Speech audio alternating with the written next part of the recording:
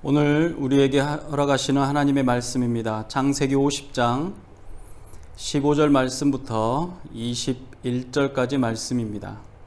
다 같이 봅니다. 요셉의 형제들이 그들의 아버지가 죽었음을 보고 말하되 요셉이 혹시 우리를 미워하여 우리가 그에게 행한 모든 악을 다 갚지나 아니할까 하고 요셉에게 말을 전하여 이르되 당신의 아버지가 돌아가시기 전에 명령하여 이르시기를 너희는 이같이 요셉에게 이르라. 내 형들이 내게 악을 행하였을지라도 이제 바라건대 그들의 허물과 죄를 용서하라 하셨나니 당신 아버지 하나님의 종들인 우리 죄를 이제 용서하소서 하며 요셉이 그들이 그에게 하는 말을 들을 때에 울었더라. 그의 형들이 또 친히 와서 요셉의 앞에 엎드려 이르되 우리는 당신의 종들이니이다. 요셉이 그들에게 이르되 두려워하지 마소서. 내가 하나님을 대신하리이까. 당신들은 나를 해하려 하였으나 하나님은 그것을 선으로 바꾸사 오늘과 같이 많은 백성의 생명을 구원하게 하시려 하셨나니 당신들은 두려워 마소서.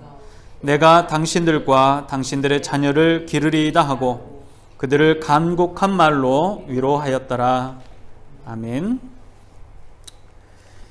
창세기는 야곱과 요셉의 죽음으로 족장 시대가 막을 내리며 창세기도 마무리가 되어집니다. 하나님의 계획이 어떻게 진행되어졌고 또 인도되어졌는지 한 명의 족장을 넘어서 한 민족으로 확대되어지는 과정을 창세기 50장까지 설명하고 있습니다. 아브라함과 이삭과 야곱으로 이어지는 족장 시대에 주어진 하나님의 뜻은 명확하고 또 간결하지만 그 과정을 경험했던 족장들의 삶을 뒤돌아보면 결코 간단하거나 또는 호락호락하지 않았음도 우리는 볼 수 있습니다. 처음 아브라함을 부르시고 약속을 주십니다. 그 약속은 자손과 땅이었습니다. 이삭과 야곱을 통해서도 마찬가지로 자손을 그리고 땅을 주시겠다라고 말씀하셨고 이 족장들은 그 하나님의 말씀을 의지하며 소망을 가졌습니다. 족장들은 하나님께서 약속으로 주신 땅을 자신들이 마침내 돌아갈 본향으로 여기면서 유언과 유업들을 남겨왔습니다. 야곱의 마지막 유언도 그의 조상들이 묻힌 가나안 막벨라 굴에 장사 지내는 것이었습니다. 사실 야곱에 이르는 모든 족장들은 그들 모두가 자신들이 믿었던 하나님의 약속의 성취를 보지 못하고 나그네로 죽었습니다. 나그네의 가장 큰 소망이 무엇입니까? 그것은 자신이 돌아갈 본향에 있다는 것입니다. 오늘 우리가 읽었던 본문은 야곱의 장례가 마치고 나서 그의 형제들이 나누었던 이야기입니다. 족장이 아니면서도 창세기에 굉장히 많은 부분 또 아주 중요한 부분을 담고 있는 인물이 있다라고 한다면 단연코 우리 요셉을 들 수 있는데 이 요셉의 이야기는 참으로 흥미롭습니다. 그리고 아주 어렸을 때부터 이 요셉의 이야기를 주일학교에서 많이 설교하고 또 듣고 해왔습니다. 그 대표적인 그 요셉의 별명이 무엇입니까? 꿈쟁이, 꿈을 꾸는 요셉입니다. 요셉의 인생은 꿈을 통해서 어려움을 겪기도 하고 또 그 인생은 꿈을 통해서 형통함을 얻기도 합니다. 이 요셉의 이야기는 이 야곱의 12아들 중 11번째로 태어나면서 시작이 됩니다. 야곱은 그가 가장 사랑하는 아내 라헬에게서 낳은 이 첫 번째 아들인 요셉을 정말로 너무 많이 사랑합니다. 모든 형제 중에 가장 사랑합니다. 그래서 이 요셉은 태어나면서부터 그 형제들로부터 시기와 질투의 대상이기도 했습니다. 그런 요셉이 어렸을 때 꿈을 꾸고 나면 꿈에 대한 이야기를 하곤 했습니다. 가족들에게 꿈에 대한 이야기를 할 때 형제들과 아버지가 자신에게 경배하고 엎드려 절한다라는 이야기를 하고 나면 굉장히 가족들은 당황스러워 했었습니다. 어떤 마음씨 좋은 형이라고 할지라도 그래 한 번은 그럴 수 있지라고 생각할지 모르겠지만 계속해서 그런 꿈에 대한 이야기, 특별히 자신이 아버지나 자신의 형제들보다 더 높거나 경배받는다라는 이야기를 듣는다면 누가 즐거워하고 그 막내 동생을 좋아하겠습니까? 결국 형들의 미움을 받아 광야를 지나가는 상인들에게 은 20에 팔려가게 됩니다. 큰 부족의 부유한 상속자에서 아무런 소망이 없는 노예로 전락하게 되어버립니다. 우여곡절 끝에 왕의 감옥에 갇힌 이 요셉이 두 명의 고위 관료의 꿈을 해석하는 계기로 바로의 꿈을 해석하게 되었고, 바로를 비롯해서 애굽 사람들로부터 전능하신 하나님께서 함께 하시는 사람이라는 인정을 받습니다. 오랜 기근에 양식을 구하러 온 야곱의 아들들 요셉을 찾아옵니다. 요셉은 그의 형제들에게 자신이 이미 형들을 용서했음을 말하고 아버지 야곱을 비롯해서 모든 가족들이 이 환난을 피해서 애굽 땅으로 자신에게로 오기를 청합니다. 그리고 그 가족들, 그러니까 아버지를 비롯한 모든 형제들이 이 요셉과 함께 고센 땅에서 삶을 살아갑니다.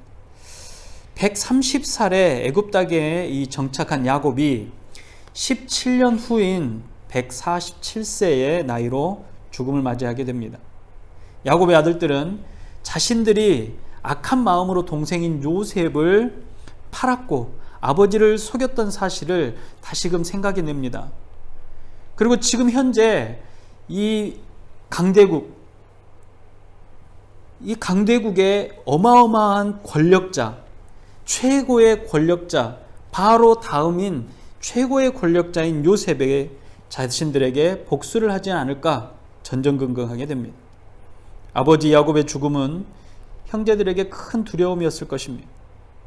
그동안은 효심이 가득한 이 요셉이 아버지를 인해서 자신들을 책망하거나 벌하지 않고 잠시 미루어뒀다가 자신의 과거를 생각해내서 그들을 책망하거나 또는 진멸하지는 않을까 두려워하고 있었습니다. 과거 그들의 할아버지 이삭이 죽은 후에 아버지의 축복을 훔친 야곱을 그의 형 에서가 죽이려고 했던 일을 그들은 기억하고 있었을 것입니다. 왜냐하면 그들도 그 피난 행렬에 따라다녔던 사람이었기 때문입니다. 그들에게 있어서 이 형제의 복수는 어쩌면 공포로 다가왔을 수도 있습니다. 요셉은 형들이 마치 외교적인 방법을 통해서 아버지 야곱의 이름 뒤에 숨어서 문제를 하려고 하는 것을 보고는 눈물을 짓습니다. 형들이 얼마나 요셉을 두려워했는지, 자신들의 아버지 야곱을 당신의 아버지, 그러니까 우리 아버지가 아니라 당신의 아버지라고 하면서 그 아버지의 부탁을 기억해 줄 것을 간청하는 모습을 봅니다. 더 비굴한 것은 자신들을 당신 아버지 하나님의 종들, 그러니까 우리는 당신 아버지 아들이기도 하지만 하나님의 종입니다라고까지 이야기를 합니다. 그렇게 포장을 해서 요셉에게 긍휼을 베풀어 주십시오 라고 하는 겁니다. 이들은 요셉의 용서와 하나님의 섭리에 대한 이해가 없었습니다. 그래서 그것을 크게 오해하고 있었던 것입니다. 요셉은 이전에 그 형들이 자신들의 죄에 대해 고백했을 때 뭐라고 합니까? 내가 이미 당신들을 용서했습니다. 형들과의 화해했고 그 진술이 성경에 기록되어 있습니다.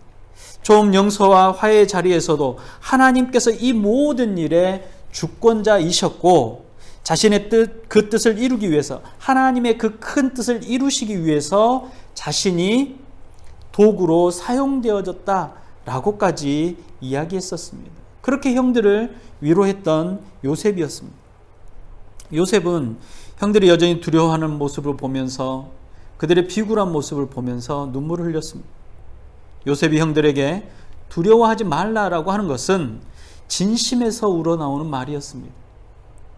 나는 높고 나는 대단한 사람이고 나는 권력자고 나는 다 가졌으니 그래 나는 괜찮아 됐어 라고 하는 것이 아니라 이 모든 것이 하나님으로부터 시작되었고 하나님의 계획하심이고 그 계획이 이루어졌다라는 분명한 확신이 있었던 이 요셉은 그 형들에게 하나님이 하셨음을 다시 한번 이야기하는 것입니다.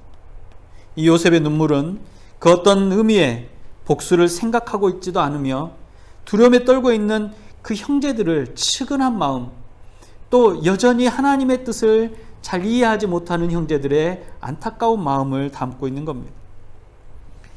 어쩌면 이 아버지 야곱의 죽음은 요셉과 그 형제들에게 다시 한번 용서를 확인하고 화해하며 그들의 가족 간의 관계를 더욱더 견고하게 해주는 계기가 되었을지도 모르겠습니다. 요셉의 눈물과 진심 어린 위로의 말을 들은 형들은 요셉에게 다가가 엎드려서 우리는 당신의 종들입니다 라고 말합니다. 형들의 미움의 원인이었던 그 꿈이 이제 완전하게 성취되어졌습니다. 그 장면을 지금 우리가 오늘 성경을 통해서 보는 겁니다. 요셉은 자신의 꿈이 성취되어질 것을 이미 알고 있었습니다. 그 꿈의 기원이 하나님으로부터 왔음도 알고 있었습니다. 그래서 그가 겪었던 어려움과 그를 고통스럽게 만들었던 이들에 대해서도 관대하게 또 용납하며 긍휼을 베풀 수 있었습니다. 요셉은 모든 판단과 심판은 하나님의 주권이며 하나님의 섭리는 사람의 악한 마음과 행동마저도 사용하셔서 악을 선으로 바꾼다라는 것을, 그런 분이심을 고백하고 있는 것입니다. 하나님께서는 형들의 악을 만민의 생명을 구원하는 구원의 선으로 바꾸셨음을 고백하고 있습니다. 그래서 자신이 형들의 죄에 대하여 판결하거나 혹은 판단하거나 보복하는 것은 구원의 섭리를 무너뜨리는 것, 막아서는 일이라는 사실을 분명히 말하고 있습니다. 그리고 형제들의 후손들에 대해서도 내가 책임지겠다, 내가 당신들의 자녀들을 양육하겠다라고 약속하면서 죄책감과 두려움에 떨고 있었던 형들의 마음을 위로합니다. 용서를 받았으면서도 상황이 변했다고 용서를 의심하는 요셉의 형들의 모습에서 이미 구원을 받았음에도 불구하고 그 구원의 은혜 안에 있음에도 불구하고 그 은혜를 누리면서도 하나님의 완전한 용서에 대해서 의심하고 있지 않나. 오늘을 살아가는 그리스도인들이, 많은 기독교인들에게 있어서 그러한 마음은 혹시 있지 않나 생각해 볼 필요가 있습니다. 우리는 자주 하나님의 은혜와 복을 누리는데 어려워합니다. 하나님의 은혜라고 하는 것은 우리가 어떤 행동이나 우리가 어떤 갖고 있는 어떤 조건으로 인해서 받는 것이 아니라는 사실입니다. 은혜는 하나님께서 선물로 주신 것이기 때문에 그럴 수 없음에도 불구하고 받았다는 것입니다. 그 은혜를 받고 누린다라는 것, 그것은 어마어마한 기쁨이고 즐거움이고 감사함인 것입니다. 그런데 우리는 때때로 그 은혜를 받기 위해서 무언가를 더 해야 하지 않을까, 어떤 것을 더 해야만 하지 않을까라고 생각하기도 합니다. 나 스스로 누군가를 용서하고 이해하며 다 잊었다라고 하지만 마음 한구석에는 여전히 앙금이 남아있거나 때때로 말하거나 표현하지 않는 어두움마저도 우리는 갖고 있기도 합니다. 나는 그런 내 자신을 너무 잘 알고 있습니다. 우리는 스스로가 잘 압니다. 내가 타인을, 다른 누군가를 용서하지 못하고 완전하게 그를 용납하지 못하는데 과연 하나님은 나를 완전하게 용납해 주시는 분이신가? 라고 하는 것입니다. 우리가 세상을 살아갈 때, 또 상대를 볼 때 내가 알고 있는 것이 전부인 것처럼 생각하기 때문에 그렇습니다. 우리는 지혜로운 삶을 이야기하면서 나를 아는 것, 나를 이해하는 것이 얼마나 지혜로운 삶인지를 이야기합니다. 그러나 나를 너무나 잘 알고 있기 때문에 오히려 하나님에 대해서, 하나님의 뜻과 하나님의 계획하심에 대해서 오해할 때가 많다라는 것입니다. 이러한 생각은 하나님과 우리와의 관계에 큰 장애가 될 수밖에 없습니다. 하나님께서는 은혜로 주셨는데 이걸 왜 나한테 주시지? 내가 이걸 받아도 되나? 내가 이걸 받기 위해서 무언가를 해야 되나라고 생각하곤 합니다. 아무런 공로 없이 하나님의 자녀가 되었고 하나님의 용서함을 받았다는 사실을 우리는 잊으면 안 됩니다. 그것입니다. 그것이면 된다라는 겁니다. 그것이 하나님의 은혜이고 그 하나님의 은혜를 우리는 받아서 누리는 존재라는 사실을 기억하라는 겁니다. 그리고 하나님의 공의에 나의 죄를 저울질하려고 합니다. 결국 하나님의 공의로움에 가까이 갈 수 없는 나는 다른 무언가를 해서 그 공의로움을 되갚으려고 합니다. 그 공의로움에 앞서려고 한다라는 것입니다. 그래서 불안한 마음, 두려운 마음들을 늘 갖습니다. 요셉의 형제들이 바로 그런 마음입니다. 요셉이 그 형제를 완전히 용서했음에도 불구하고 그 형제들은 그들의 행위에 대해서, 그들이 얼마나 악했는지에 대해서 돌아보고 자신들 같으면 용서할 수 없었을 거라고 생각하는 겁니다. 그리고 용서하는 요셉의 행위가 이해가 되지 않는 것입니다. 그래서 두려움과 공포가 그들을 엄습해왔다는 겁니다. 그런 사람들의 특징이 무엇이냐? 끊임없이 확인하는 겁니다. 끊임없이 하나님의 사랑을 확인하려고 합니다. 내가 이만큼 노력하면 하나님께서 나를 인정해 주시려나? 내가 10번 기도하거나 혹시 100, 200, 300, 500%, 100, 1000%의 노력을 하면 하나님이 나를 자녀로 받아주시려나? 내가 전도를 1000명, 2000명 해야 되는가? 내가 한 번도 빠지지 않고 예배를 참석해야 하는가? 주일 예배를 한 번도 빠지지 않고 매일매일 하나님 앞에 나아가는 연습을 해야 되는가? 그런 것들로 인해서 부담과 두려움과 공포가 생긴다라는 사실입니다. 어떤 분은 그런 이야기를 했습니다. 기도하다가 잠이 들어버렸어요. 그래서 잠이 깨서 깜짝 놀라서 회개 기도를 3시간씩 했다. 하나님께서 기도하다가 잠든 성도, 기도하다 잠든 하나님의 자녀를 책망하시는 분입니까? 그렇지 않습니다. 그 모습 그 자체에 아름답게 생각하시고 기뻐하시고 사랑하신다라는 겁니다. 기도하다 잠들어 버렸기 때문에 자신의 기도를 듣지 않을 것이다, 혹은 하나님께서 나를 용서하지 않을 것이다 라고 생각하는 게 얼마나 어리석은 일입니까? 그런데 우리는 그 어리석은 일들을 때때로 가끔씩 혹은 또 자주 하고 있다는 겁니다. 마치 요셉의 형제로 애굽의 많은 사람들로부터 특권과 부러움을 누리면서 살고 있지만 오래전에 죄로 인해서 언제 보복을 당할지 몰라 두려워하고 가시방석에 앉아있는 것처럼 안절부절하고 있는 그런 모습이라는 겁니다. 요셉의 궁휼함을 바라며 머리를 조아리고 자신과 가족들이 안전하도록 다른 뭔가를 할 수 있으면 최선을 다해서 되갚겠다라고까지 한다라는 겁니다. 그만큼 불안한 마음과 생각들이 그들 안에 있었고, 그것을 알고 있었던 이 요셉은 그 형제들의 마음, 생각을 돌아보며 눈물을 흘렸다라는 겁니다. 그러나 분명히 기억해야 합니다. 우리는 예수님께서 피 흘려 죽으심으로 우리의 죄의 모든 값을 다 치르셨습니다. 완전히 치르셨습니다. 완벽하게 치르셨습니다. 부족한 부분이 없이 완전하다라는 겁니다. 예수님의 보혈의 능력이 덮지 못할 죄는 없다라는 겁니다. 어떤 사람들은 말합니다. 내가 너무 큰 죄를 지었기 때문에 나는 용서받지 못할 것이다 라고 생각합니다. 그러나 예수님께서 용서하지 못하실 죄는 세상에 존재하지 않습니다. 왜냐하면 예수님의 이 보혈의 공로는 완벽하기 때문에, 완전하기 때문에 그렇습니다. 죄를 덮어주신 예수님의 보혈은 거룩한 하나님의 영광을 대면할 수 있도록 우리를 완전하게, 안전하게 만들어준다는 것입니다.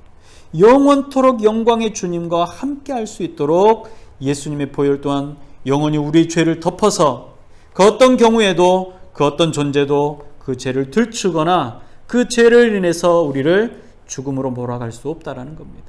사망에 머물게 할 수 없다라는 이야기입니다. 요셉이 이 눈물의 약속, 그 형제들을 위해서 확증했던 것처럼 하나님께서는 당신의 사랑을 확증하십니다. 그것이 무엇이냐면 바로 예수 그리스도의 십자가의 보혈이라는 겁니다. 내가 너를 선택하였고 너는 나의 자녀이며 영원한 하나님의 백성으로 나의 영원한 즐거움에 함께할 백성으로 나와 함께할 것이다 라고 말씀하시고, 그것에 대한 보증, 너희를 영원토록 용서하겠다라는 보증은 독생하신 예수 그리스도의 십자가의 보혈이라는 겁니다.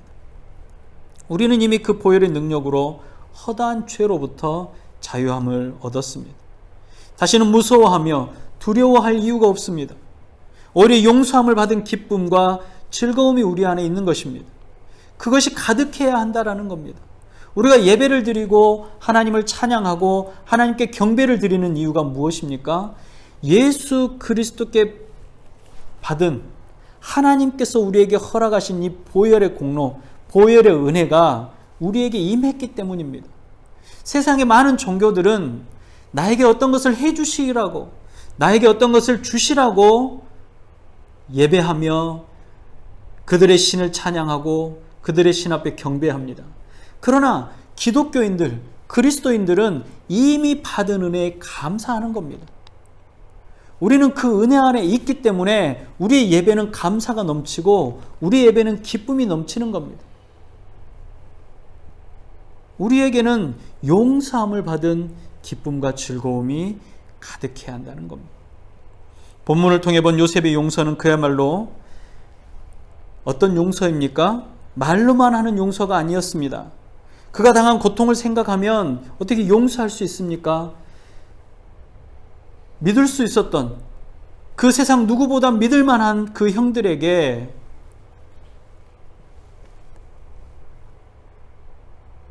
팔렸습니다. 종으로 팔렸습니다. 생명부지의 사람들에게 팔렸습니다.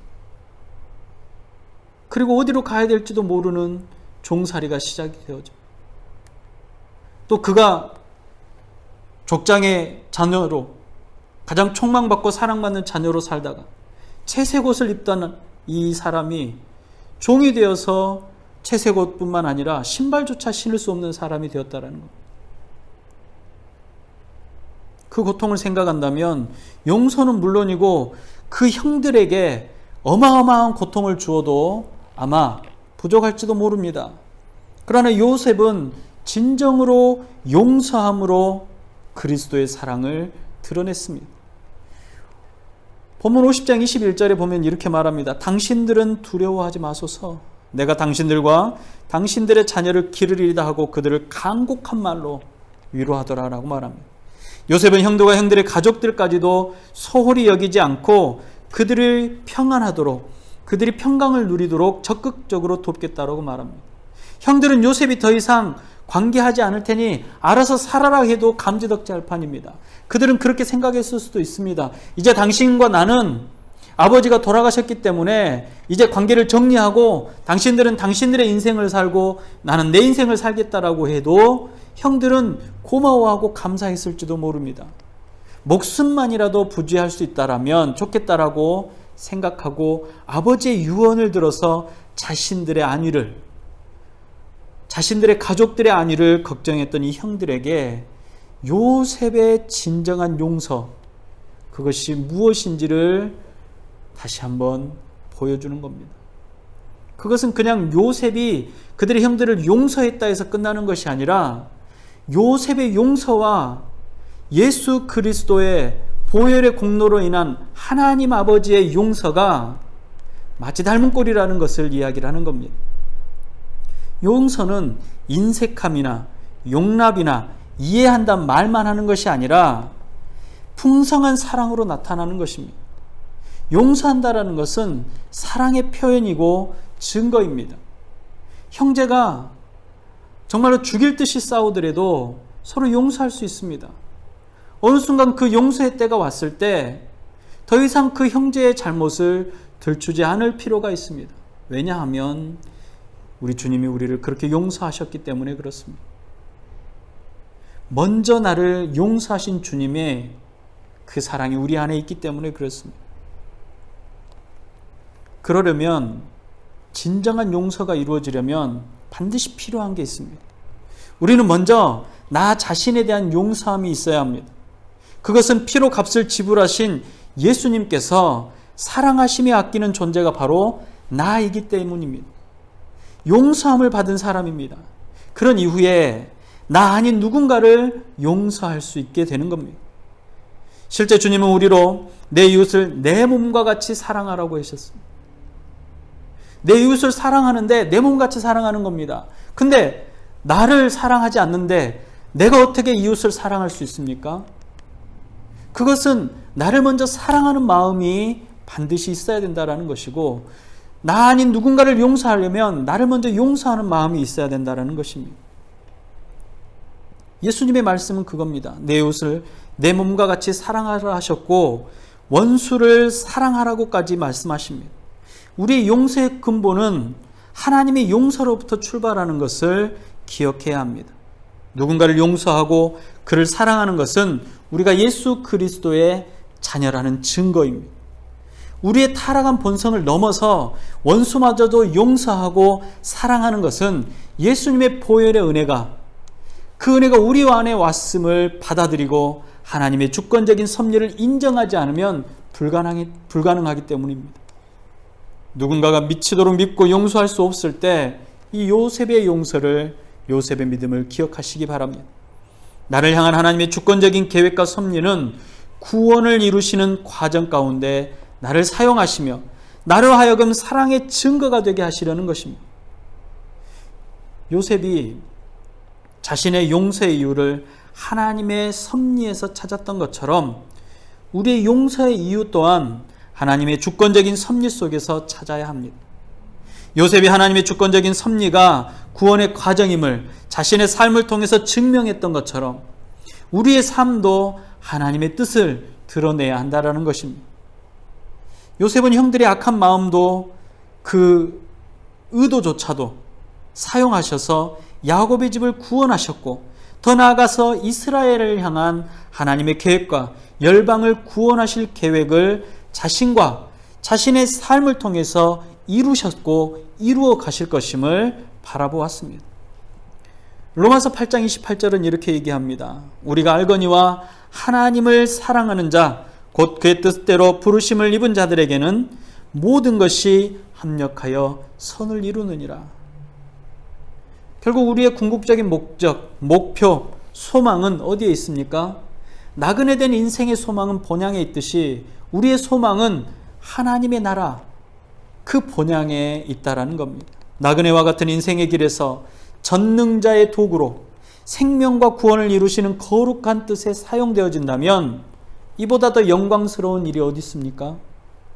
예수 그리스도의 보혈의 피로 용서함을 받은 성도들, 저와 여러분들, 구원받은 기쁨이 여러분들 안에 넘치시기를 바랍니다. 성령의 충만한 능력이 나를 용서하시는 은혜를 따라서 우리의 삶 가운데, 나의 삶 가운데 사랑의 증거가 되시기를 주님의 이름으로 축복합니다. 기도하겠습니다.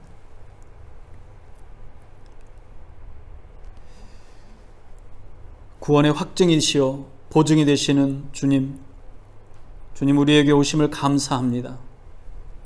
부르시고 용서해 주시고 거룩함으로 덮어주심을 감사합니다. 주의 보혈이 우리를 덮어 하나님 앞에 나올 수 있게 해주심에 감사합니다. 그럴 수 없는 존재들일지라도 우리 주님의 사랑이 우리에게 임했고 그 사랑을 인하여서 하나님 앞에 서서 예배하며 찬양하며 기도하고 그 구원의 기쁨을 누리게 하심을 감사합니다. 잊지 않게 하여 주시옵시고 이 사랑이 나에게 왔고 이 사랑으로 인하여서 내가 구원의 백성이 되었고 용서함을 받았음을 깨닫게 하여 주시옵소서. 나를 인한 하나님의 계획하심과 인도하심이 하나님의 뜻을 이루어지는 곳에 사용되어지도록 아버지 하나님 나를 들어 사용하여 주시옵시고 나의 삶을 통하여 드러나게 하여 주시옵소서. 주님, 이 어려운 시기에 하나님의 뜻을 이루어드리는 자들로 세움받게 하여 주시옵시고 하나님의 계획하심을 드러내는 자들로 세움받아 사용되어지도록 허락하여 주시옵소서.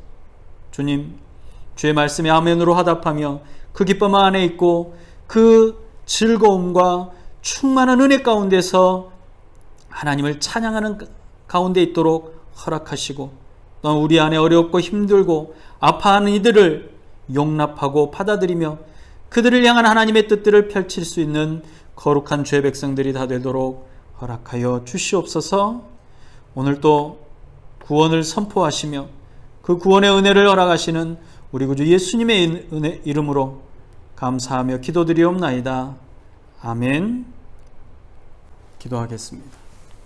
지금은 우리를 죄와 사망의 권세로부터 구원하신 예수 그리스도의 은혜와 하나님 아버지의 무한하신 사랑하심과 성령님의 감화, 감동, 위로, 교통 충만케 하시는 은혜가